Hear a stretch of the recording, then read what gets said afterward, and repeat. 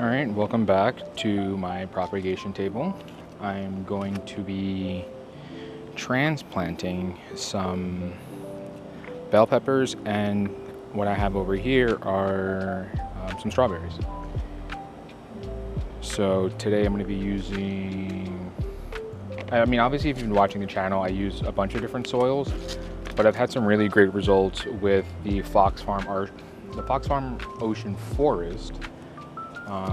With some of my tea plants and my pepper plants that I've been growing. Just gonna make some space, and then you see I have a bunch of pots already that I can just use.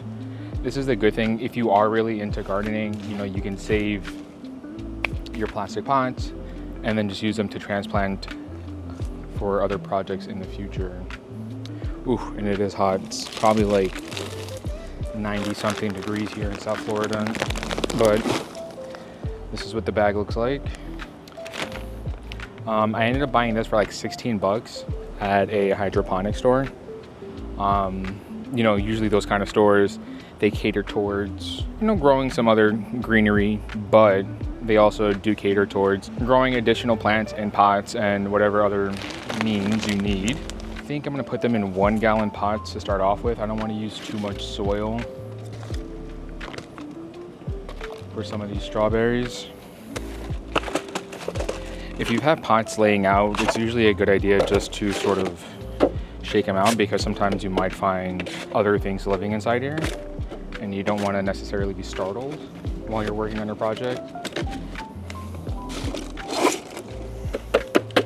So I give them a good shake.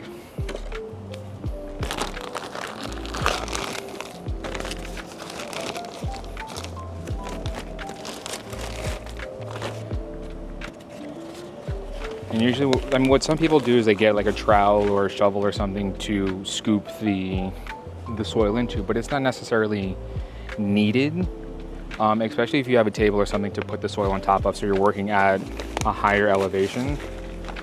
I just find it easier to fill up, or at least somewhat fill up, some of the pots, and then I just use my hand. All right. And so because I'm putting it in a pot, I do want to leave some room of soil inside here, because obviously the strawberries, they have their own soil inside, and I'm not going to be breaking up the root ball to put it inside.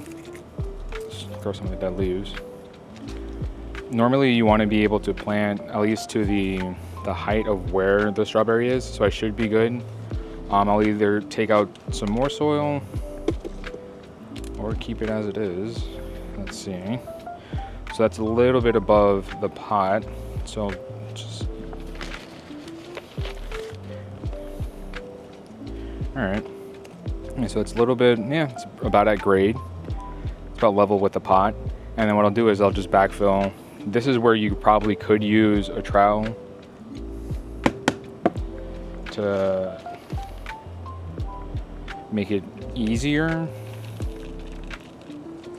or just do it over the bag or inside the bag.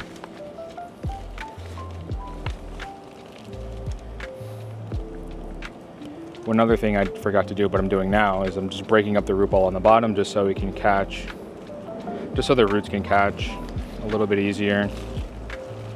It wasn't super root bound to begin with.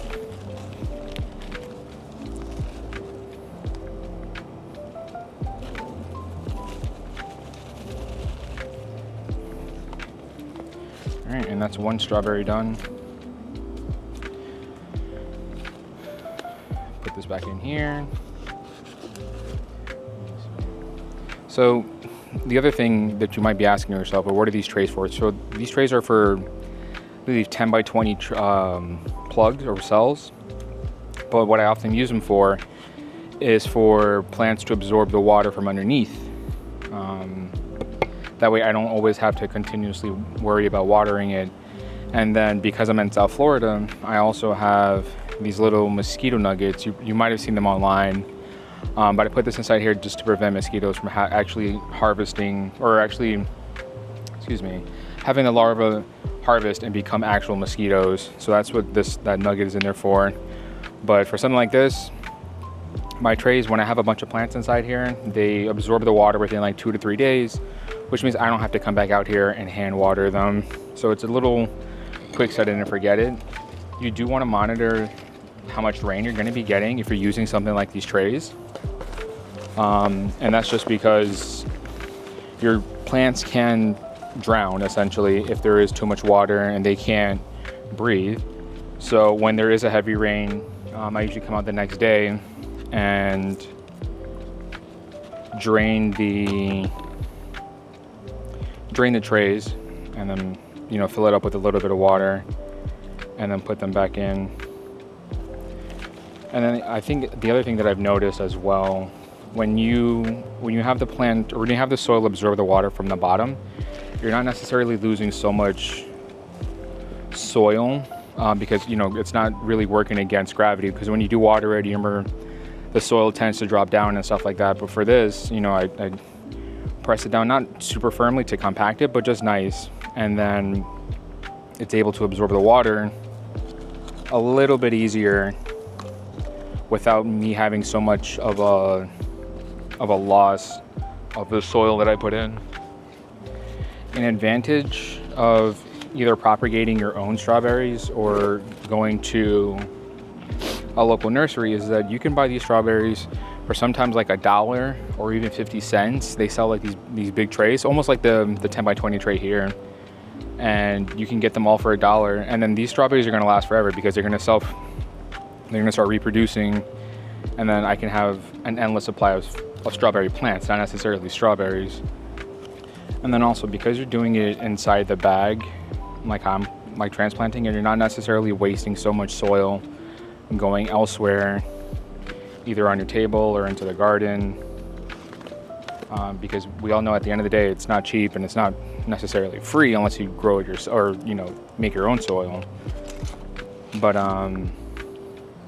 yeah, doing it in the bag saves me some time for cleaning up, but then also money, because I'm not spending extra money on buying extra bags because I'm letting the soil go to waste. Now, normally what I do sometimes do, there's a bin on the bottom. You can't really see it. Yeah, there's a little bin on the bottom. I use that to like scoop or collect old potting soil that I want to refurbish. And I just end up putting, some organic matter inside there, some compost, and some fertilizer in that older bin. Because one thing that's expensive about this hobby is going to be the soil. And not everybody has, an abundance or a great amount of their own potting mix. Not saying that you can't make yours. I mean, you can. But it's easier to collect your old pots that have the plants are on their last life or whatever, and they're on their way out, and just reuse the potting soil by amending it with some fertilizer. So my camera cut out in the middle of recording because, like I said, it is like 80 degrees, probably 90 right now. But yeah, I think I was talking about amending the soil or something. I don't know.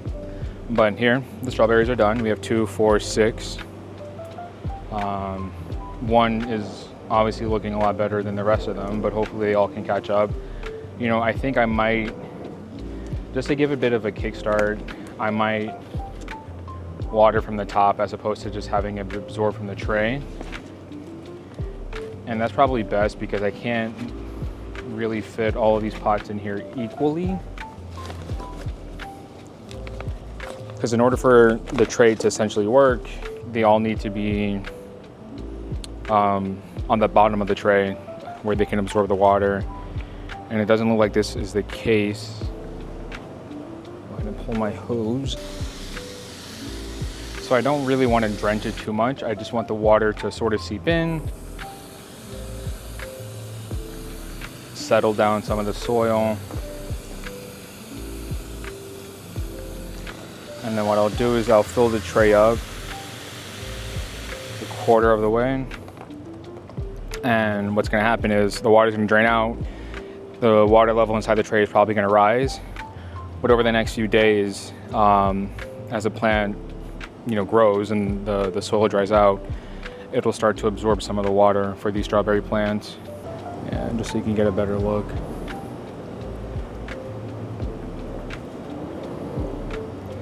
And you can see the water inside the tray.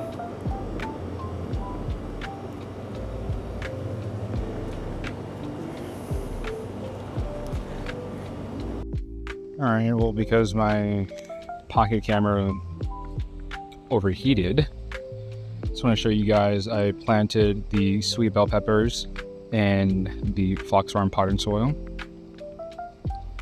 And then here are the strawberries. I don't have space for these to be put in trays, so these are primarily going to be watered from the top. But yeah, I think I have one more bell pepper to plant. Oh yeah, right here. But I mean, that's pretty much it. That's essentially, you know, like how to transplant strawberries for the most part, and then the soil that I've been using. Just some quick tips, you know, just make sure you don't plant above the crown. Try to plant at grade or at level of the rim of the pot. And in sense, that goes for almost any plant. The peppers, they look like they're under the rim. Well, they are, but they're still at grade with the soil that's inside. So it's not like it's dramatically higher than it needs to be. But yeah, so transplant at the base of the crown right here. Don't plant above it. Don't plant too far down. Fox Farm, I mean, I'm not sponsored by them by any means, but hey, if they want to, you know, work on a collab or something, I'm more than welcome to do that. But like I said, I've had some great results with them, especially for some of the tea plants that I started more so indoors, and I have a mulberry plant that I also started. It's taken off.